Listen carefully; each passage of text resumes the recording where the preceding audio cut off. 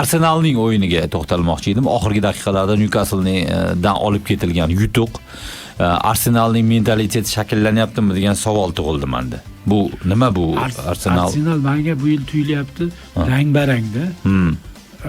Masalan o'sha United hatto o'tgan yilgidan ham yaxshiroq. United bilan yo'q, yaxshi yomonligini bilmayman. O'sha birinchi tur United bilan o'yin qaranglar. Hisobda oldinga chiqib olgandan keyin qanaqadir Atletico Madridga aylanib qoldi-da.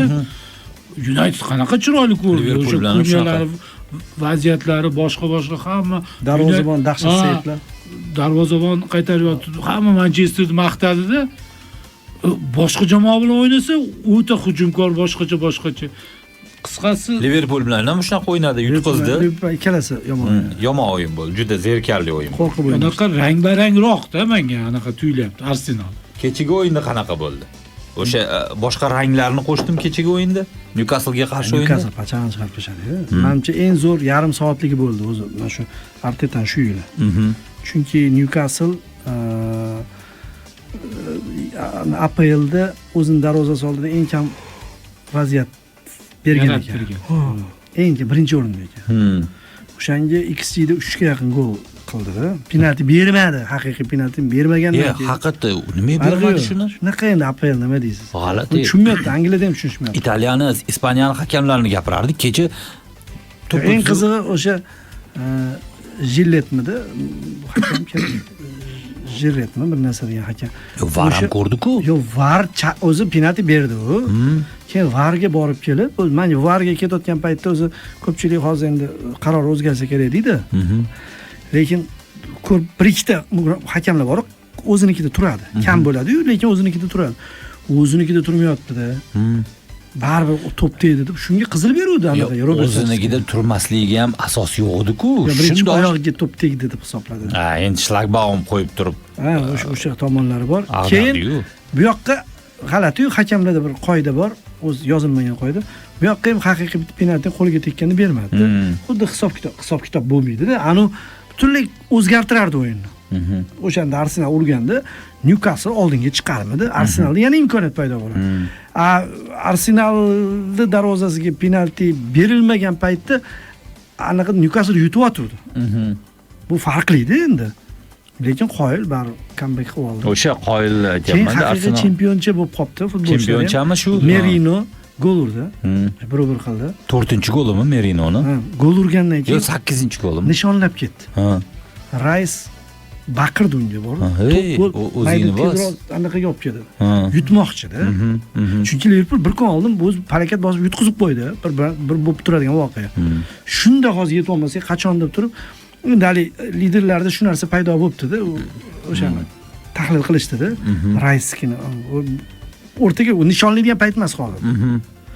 Oldin Arsenal unaqa emas edi. Hozir bilib turibdi buncha tarkib bilan. 6-1 da ham bitta gol ursa borib nishonlab kelardi. Bilardik-ku. Anaqaga ham o'xshatgan. Bodybuildingchilarga ham o'xshatib baloy qoladik. Adebayor butun maydonni kesib o'tib nishonlab kelgan-ku raqib tribunasiga borib. Keyin 4 xil nishonlagan futbolchi ham bor. Bular Newcastle-dan. Har xil nishonlagan. 4 ta gol urgan. Bruzdagi borgan. Yo bitta. Bitta gol 4 xil nishonlagan. Hammaniki Mbappenikini ham qilgan, Ronaldonikini ham. Unaqa emas-ku. 1, 2, 3 ta anaqada bor. Instagramda ko'p aylanadi. Hech qaysi kemiterlarga oldimga deganmi shunda? Kelmagan hech kim, o'zi nishonlab yurgan. APLda qizig'i shu Newcastle kimdandir. Newcastle toza uyida iflos jamoada, hamma muammo tug'diradi.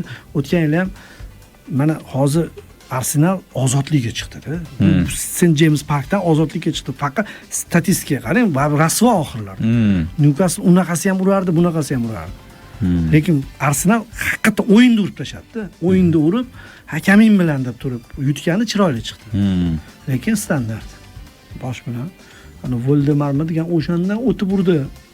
Gabriel. O'zi Valdemar hisobni ochdi. O'sha Valdemar urdi, to'g'ri, bosh bilan. O'shandan urdi anu ham Gabriel ham oxirida. O'shancha jahli chiqib ketdi. Nik Valdemar qo'l ham bermadi. Shunaqa o'yinchini, Milichga o'xshar ekan o'sha. O'zi Gabriel uni oldi uribdi-da, tirsagi bilan. Keyin qo'lini cho'zibdi, xab bo'lmadi. Bu ham oldi. Buni anaqa hali bilmadim, Sahari bilmadim. Siz yaxshi ko'radigan obraz bor-ku, Holland bilan Rudigerga o'xshatib obraz qilib oladi buni. Chunki Newcastle Arsenal ko'p o'ynaydi. Keyin finalda hammi yutqizuvdi. Newcastle Chempionlar Ligasini anaqani oldimi? Angliya kubogini oldimi? Arsenal yutdi finalda, adashmasam. Ha, qaysidir kubokda Newcastle yutdi, nechidir yildan keyin anu yutdi. Crystal Palace bu yerda Cityni yutdi liga. Necha yildan keyin Newcastle Aston Villa emas. Arsenalni finalda yutdi Newcastle. Ha. Londonda bo'lsa kerak. Qaysi bir? Angliya ikkita-yu kubok bularda, liga kubogi bor. Bittasida Crystal Palace, Cityni yutdi, keyin Super kubokda Liverpoolni yutdi. Demak, Angliya kubogi bilan o'ynaydi. Liga kubogida Newcastle yutgan. Arsenal. Ha, Newcastle. To'g'ri. Yaqinda. O'tgan mavsum. G'alati mavsum bo'ldi deyishdi-ku, hamma narsa. Hamma bo'lmagan narsalar bo'ldi. Nasr chempion bo'ldi O'zbekistonda. Shundan boshlandi o'zimiz. Liverpool mag'lubiyatichi. Bu ham kutilmagan bo'ldi. Liverpool ko'p o'yinlarda o'yinning oxirida qutqarib ketyapti. Ha, mana shu ishlamada kecha. Yo'q, kecha qutqardi. 87-daqiqada 1-0 1-1 ga aylantirdi. Teskarisi bo'ldi. 92-daqiqada ular urib ketdi-da. 93 dan urib ketdi. Lekin adolat qaror topdi-da. Crystal Palace yaxshiroq o'ynadi. Birinchi bo'limda Alisson Becker 5 ta seyv qildi. Nimani topdi Crystal Palace Liverpoolga qarshi? Crystal Palace turnir jadvaliga bitta qarang. Hali yutqizmagan jamoa. Umuman hali Angliyada bitta shu qoldi. Angliyada bitta shu endi, bu boshqa yo'q. Ha. Crystal Palace va anaqa Barselona yutqizmagan. Bavariya qo'shmay. G'alati-yu. Top 5 dami? Top 5 ta emas. PSG ham yutqizdi misol uchun. La Liga bilan pel. Bavariya ochko ham yo'qotmagan. Bavariya monster. Bavariyani gapirmasa ham bo'ladi. Masalan, yutqizmaganlar bor, Juventus bor, Atalanta yutqizdi, Cremonese yutqizmagan. A seriyada 3 ta jamoa yutqizmagan, hali biror marta ham. Ha? Juventus yutqizmagan. Yo'q. Juventus 3 ta g'alaba, 2 ta durang. Lekin Garensirab 2 ta 1-1. Cremonese'da 2 ta g'alaba, 3 ta durang. Keyin anaqa ham yutqizmabdi hali. Yutqizmagan, Elchi ham yutqizmagan. Elchi? Ko'ring, nechinchi o'rindaligini masxara qilmang, Elchi deb. Elchiga O'zbekistonda bitta futbolchi jo'natmoqchi bo'ldik. Ligadan chiqqanda. Cremonese, Atalanta, Juventus mana Italiyada 3 ta jamoa yutqizmagan. Italiyazdan chiqing, yomon Italiyaga o'xshab oladi bu. Ispaniyaga. Kim dedingiz? Elchimi? Shunaqa jamoa ham bor-a? Elchi Celta Vigo. Kecha yutdik-ku birga. Qani Elchi o'zi? Pastdan qidirmi? Ha, tepadan qidirib. 4-o'rinda Elchi, ha. 3 g'alaba, 4 durang. Elchi va Barsa yutqizmagan La Ligada. Bo'ldi, boshqa. Ha, boshqa yutqizgan, hammasi yutqizgan qolgan ham. Crystal Palace ham o'shaning qatorida demoqchiman. Yaxshi-da, Elchi qatorida. Palace Angliyada yagona o'zi qolgan-ku. Qani? Keyin juda noqulay. Glasner yaxshi murabbiy. Titul oldi. Crystal Palace 3 g'alaba, 3 durang va Premier Ligada yagona jamoa yutqizmagan. Chelsea ni ham durang o'ynagan, West Ham yutgan. Mana bu safar Liverpoolni yutdi. Liverpool 2 marta yutdi 1,5 oyda. PSG ham maqtan olmaydi, 2 marta yutganmizda. 1 marta yutqizdi. Liverpool finalda ham yutgan. Ha, final qo'shib gapirdingiz-da. 1,5 yilda, 1,5 oyda 2 marta yutgan jamoa Liverpool. Hamma maqtaydigan slotli jamoasi. Yo'q, ikkalasi ham Manchester City juda ishonchli g'alaba qozondi. Byornli ko'rdim ham deyapti. Byornli endi u. Unitedchi yana yutqizdi. Brentfordga. Tan Amorim qiziq-a, bu ham tenhaklashib boryapti-yu oxirgi paytlar. Lekin Bobur men sharhladim uni.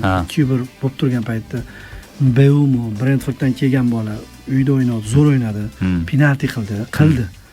Men shu bermasin Brunoga deb turdim. Bruno penaltisini olish yaxshi emas deb bunaqa payt. Urolmayapti-da, urolmagandan keyin. Nima qilsin endi? 2-1.